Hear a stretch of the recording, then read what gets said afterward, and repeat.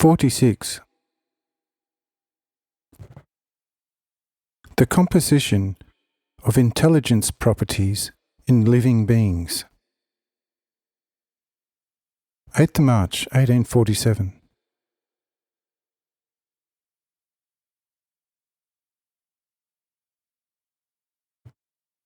When the metal iron is hammered, it becomes elastic. This elasticity is also a propertium from above, and is identical with an orderly willpower, which does not change from one day to the next. If this power is deflected by any available means, it will immediately revert to its former direction. This property force is one of the most widespread in the lower air sphere, and penetrates every atom of the air. That is why the air itself is elastic in the highest degree.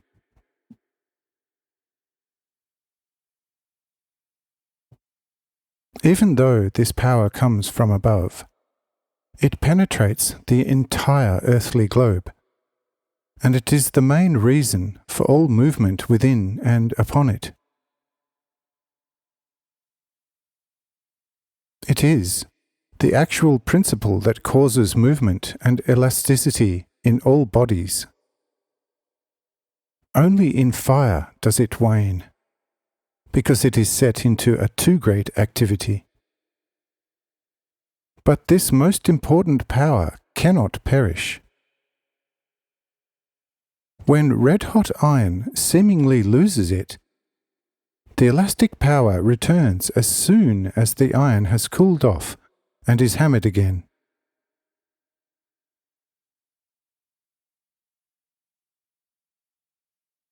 This propertium is related to the light, because it consists of pure light atoms.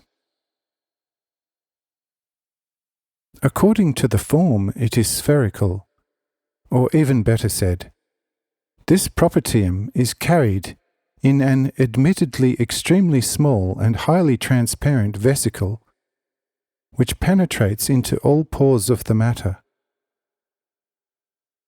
If, as in the case of iron, the pores are rubbed and closed by hammering, so that these elastic propertial bubbles cannot escape when this metal is bent, they immediately make their powerful presence felt when the iron is bent, and do not let it rest in the direction in which it was bent, but immediately drive it back again in that direction which is most corresponding to its pressed position.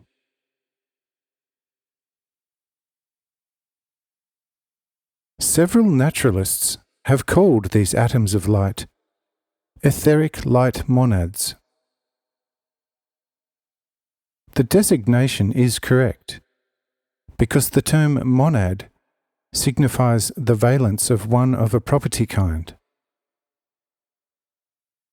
Since this propertium originates from the light, it is highly peculiar, particularly in its intellectual sphere. It loves rest, and seeks it with the greatest persistence. And for the reason that the very principle of peacefulness lies within itself, in every restriction and oppression, seeking the previous state of rest, it exerts the greatest moving force, which nothing can resist when it has been brought out of its equilibrium by something.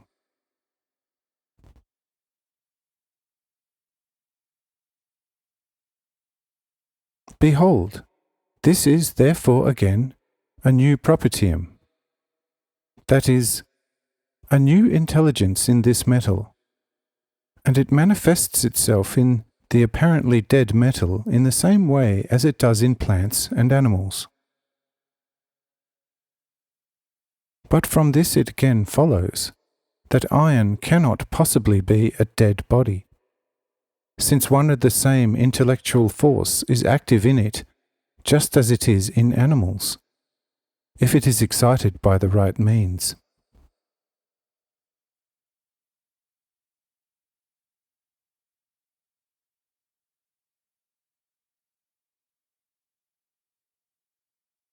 In what does this property consist, then, so completely?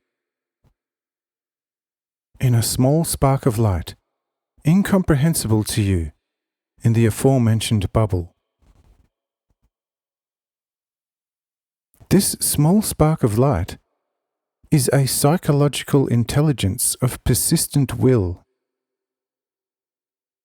and remains quiet in its little dungeon as long as it is not offended by any push or pressure.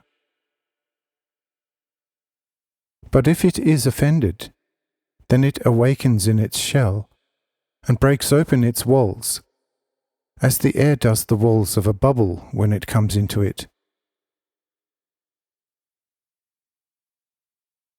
If the pressure or impact is only slight and weak, its existence is evidenced by a tremor, from which the sound usually originates.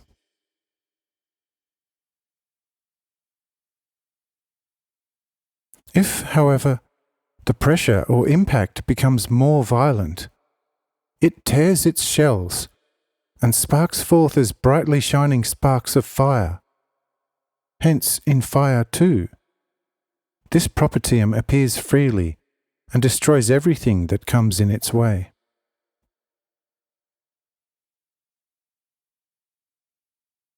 I think now that you have become acquainted with these properties, and have seen that they are really present in this metal, just as they are in the plant and animal kingdoms. What is to prevent us from assuming with just cause that animal life is also present in the metals and other minerals, as well as in the animals themselves? For the individual intelligences are always the same, whether in minerals, plants, or animals, only with the difference that in minerals only very few intelligences appear united, while in plants, and especially in the more developed animal kingdom, a far greater quantity is already present. Where the mineral counts about 8, 9, 10, at the most up to 20 intelligences, there are already many thousands with some plants, with some animals many millions, and millions of times millions, and with the human being, countless amounts from all stars and from all atomic particles of the earth.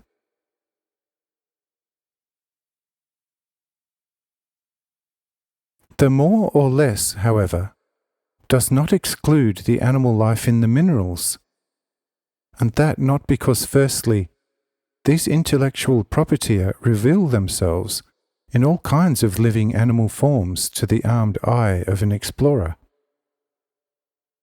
and because, secondly, these intelligences in the metals and minerals are the same to a hair as in the animals.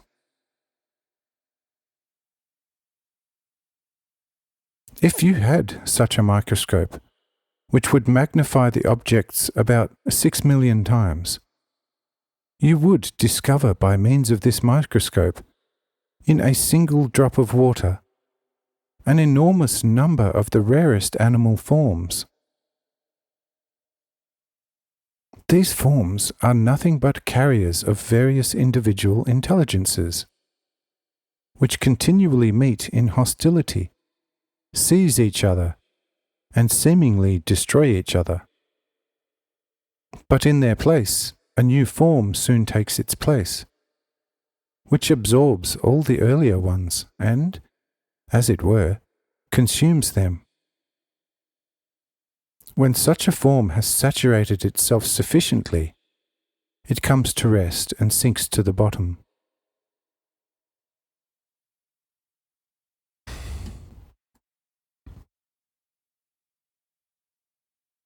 But when, then, an innumerable number of such figures have come to rest and have sunk, then they adhere firmly to each other in the rest as the most related beings. And behold, out of it an apparently dead matter becomes for your eye.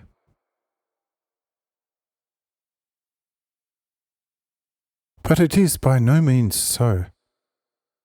It is only a trapped number of individual intelligences, which can be dissolved and come to life again, and combined into another form, which work, as you already know, our already very well-known spirits perform in exactly the same way as we have observed them in their activity in the plant kingdom.